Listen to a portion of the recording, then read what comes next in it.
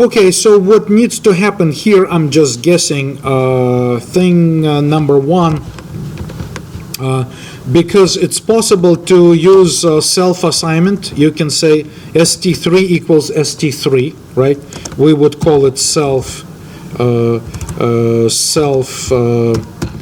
assignment, right? If it's a self-assignment, what I need to say, if right? If this object that I'm being invoked on, which is this st3, is the same as the address of another stack, I should not have to do anything. So I will just simply say return, and I will return the dereference this to make sure that I return a reference to the same object. And then, so I'm just not going to spend too much time with this, just want to show you how it's done, and we will move on. But if this is really not the case, so that this is not a self-assignment, then, so over here we can just say beware of self-assignment. Right, something like that. Over here, we can just simply say so we will just say that we're gonna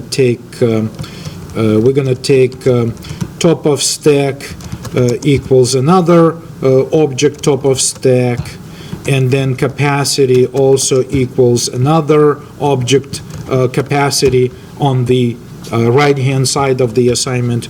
And then, of course, we're just going to do the same thing as here. We're just going to basically, I will copy and paste this and say, then allocate memory as much as you need for that another object contains, and then copy all the elements from another stack. However, the only extra thing that I need to do is that I will say that before I just allocate new memory, which will make me lose connection with this,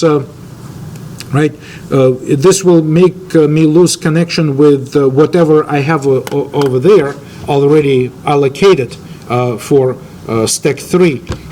I have to say delete memory block. Delete memory block, and that will guarantee that before I do proper allocation and everything, that I get rid of the block that I no longer need, right? So that is taken care of. And this can be optimized because maybe I don't need to reallocate memory. Maybe my current stack already has enough memory. Then I can say if another capacity is greater than my current capacity, only then allocate another memory. So this can be optimized a little bit more, but overall, this is the idea that takes care of deep copy.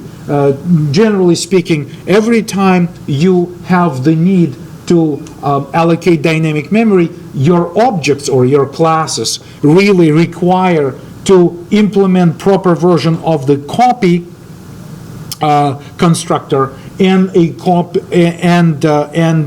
custom version of the assignment, so that we can overcome the simplicity of these operations that we inherit from the C programming language, so that we can manage this stuff on our own and do everything properly.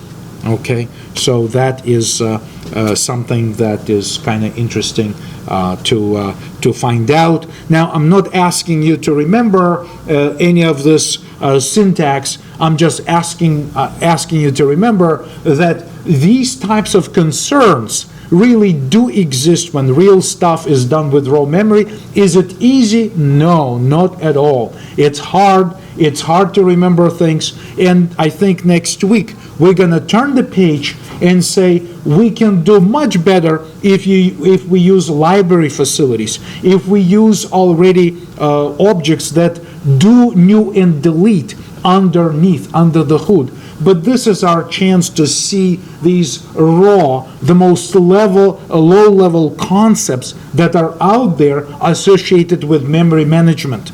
You can see that this is hard. You have to remember about a lot of things, and you have to test your code in different scenarios to make sure that your objects do the proper memory allocation and deallocation.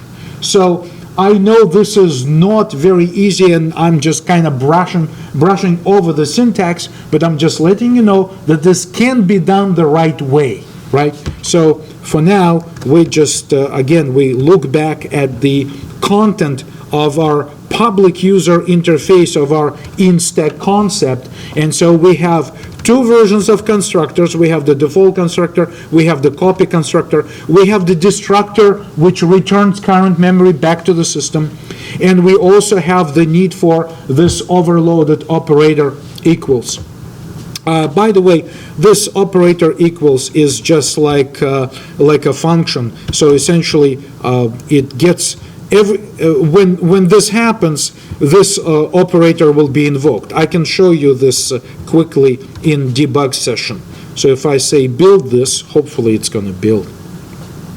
Right? So it builds, and if I run this in debug mode, see this assignment over here. So when I do this assignment, I no longer do what C programming language does, which copies every bit. Instead, if I say debug, again, step into to see what happens, you can see that instead of just that, this operator function, overloaded assignment operator function, indeed gets invoked. And I can basically keep stepping through this and see what it does and how it does things and so forth, right? So it really gets invoked over here. So I will say debug, stop debugging, and I can show you that this is equivalent to me saying st3.operator equals, and this operator equals takes st as a parameter, right? So these two lines are actually identical because operator equals is just the name of the function. This is how C++ allows you to redefine the behavior of operators. You just define a member function of your class with the strange name like operator equals, and then when you do the assignment, this function will be invoked. So there's no magic in the operator overloading. It's basically providing a function that does the work, and the actual thing is that it's just this function that gets invoked. That's what's happening. Okay, so that kind of concludes this issue that we're discussing with the deep versus shallow copy and assignment. Both stand hand by hand, right? It's both need to be addressed when you work at this low level, and it's much better if we can get out of this nightmarish set of problems to solve. But I'm just showing you because that's something that really is done deeply under the hood, somewhere in the implementation where the real stuff works with raw memory manager facilities such as new and delete. All of this is done by someone. Someone has to do this type of code. Okay. So, good. I would like to make a few notes regarding our current implementation of the stack.